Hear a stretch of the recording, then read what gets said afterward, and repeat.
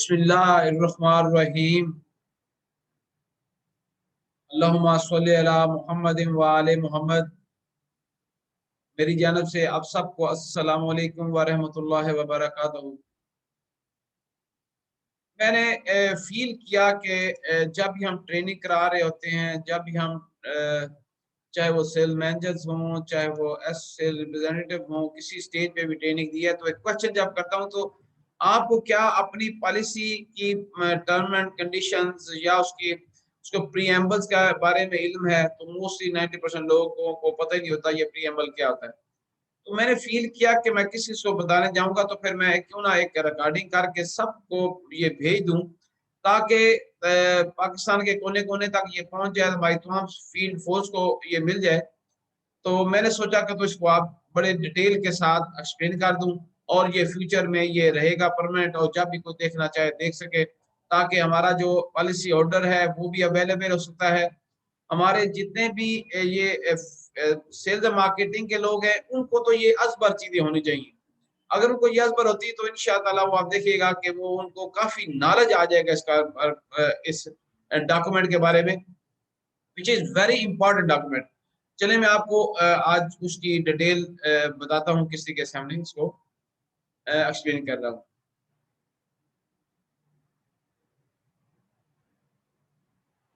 Ji, this is a document. आपके सामने ये डॉक्यूमेंट आपको मैं रख दिया, जिसे हम प्रीएम्बल बोलते हैं।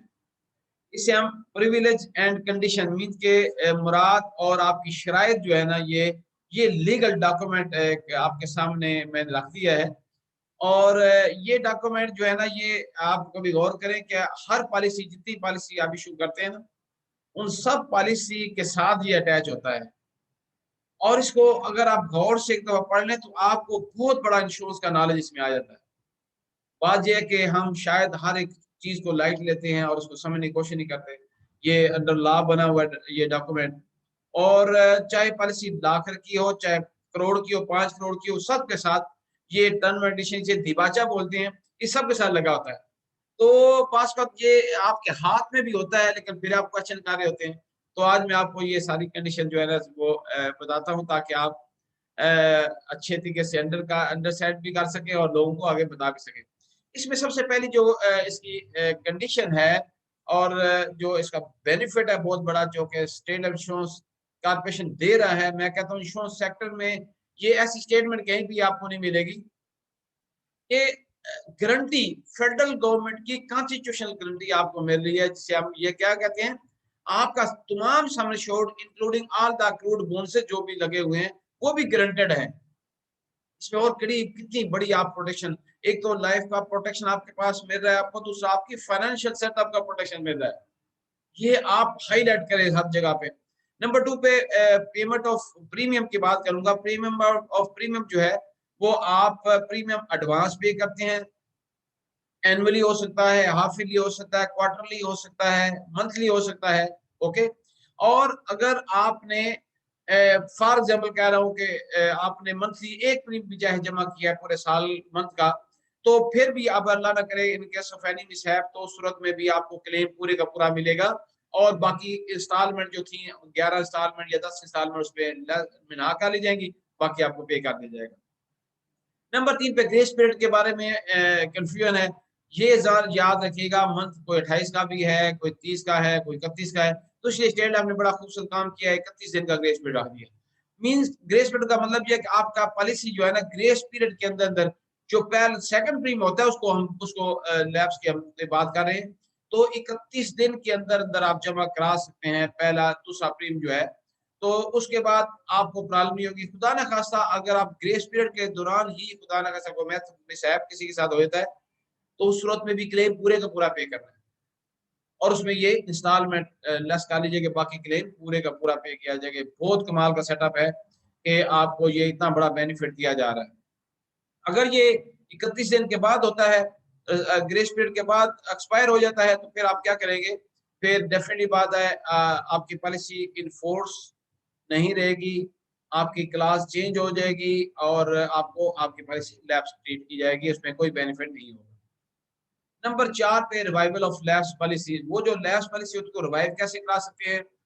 अच्छा, इसमें यह है कि अगर ये लैप्स हो जाती है 31 दिन के बाद, तो उसके बाद आपको एक सेटिस्फैक्ट्री आपको एविडेंस देना होता है, फ्री ऑफ कास्ट होता है, जो स्टेट लेफ को सेटिस्फाई कर सके।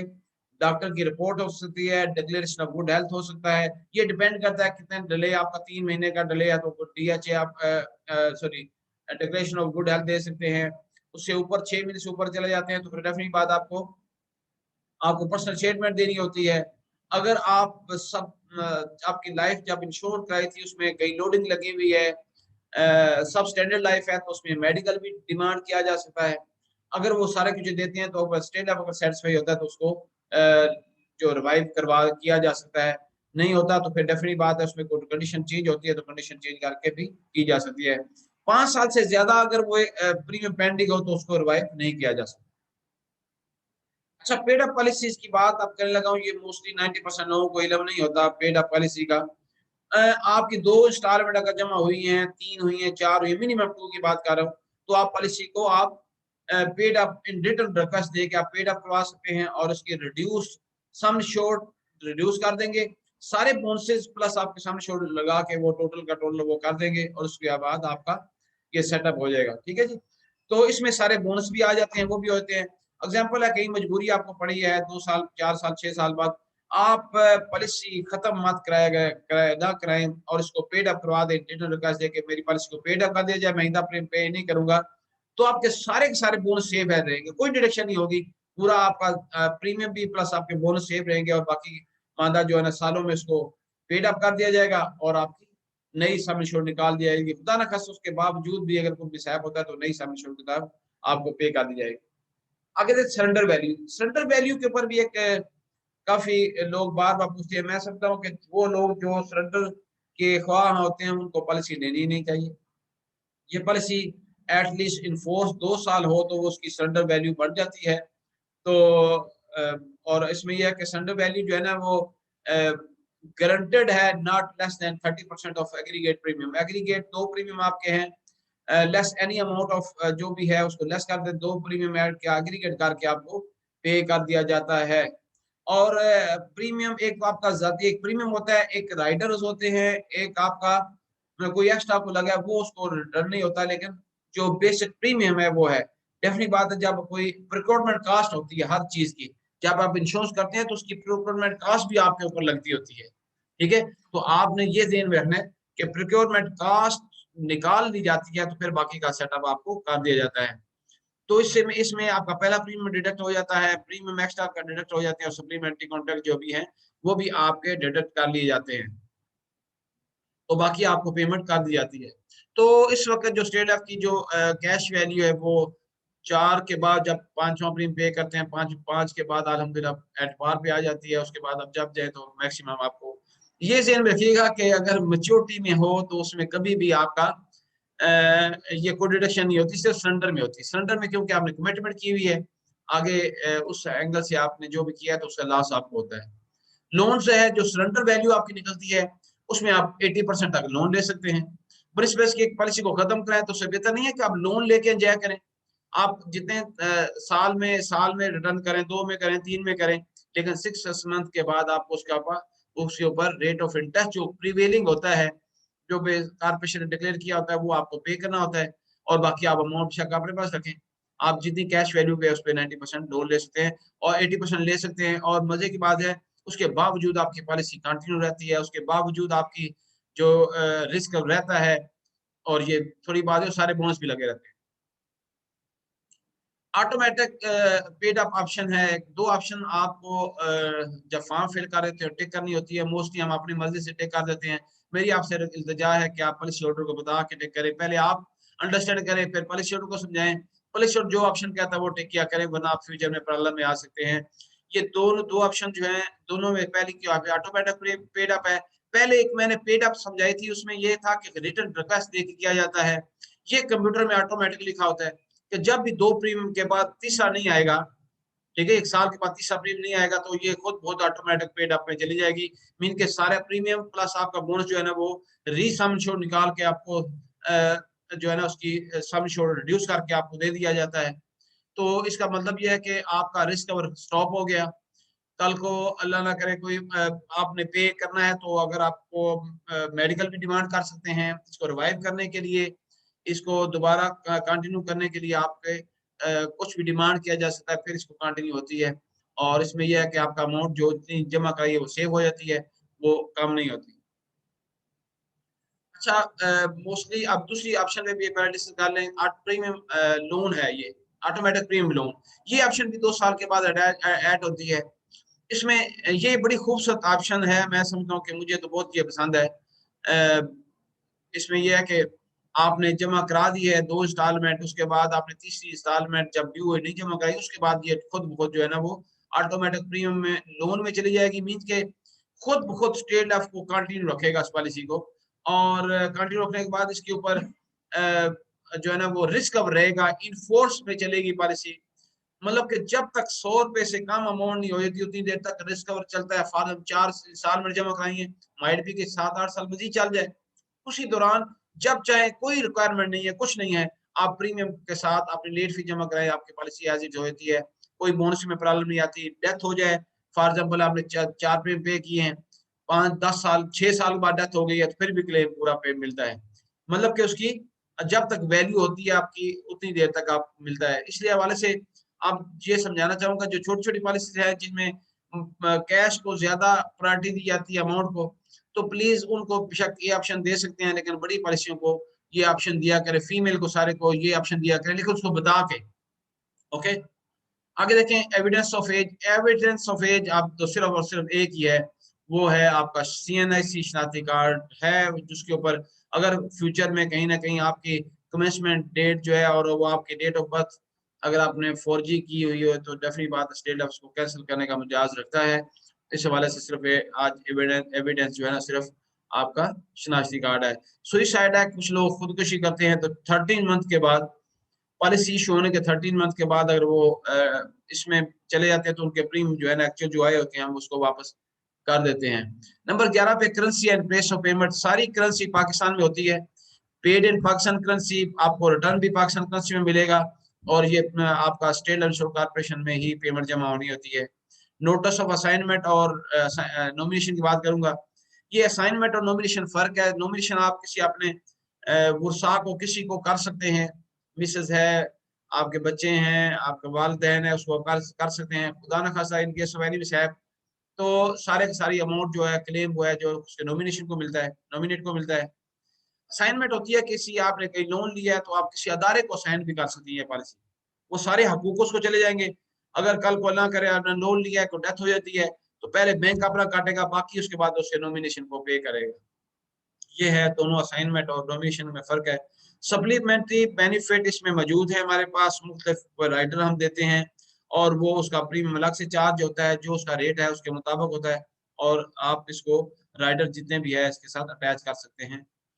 फिर प्रीमियम नोटिस जो है ना वो जरूरी नहीं है, इवन के there is no obligation on the state of के वो प्रीमियम नोटिस जो है ना वो आपको इशू करे, क्योंकि आपको एक दफा बता दिया कि अब आपकी पॉलिसी इशू होनी है, तो डेफिनेट बात है कि उस पॉलिसी को आप ले सकते हैं।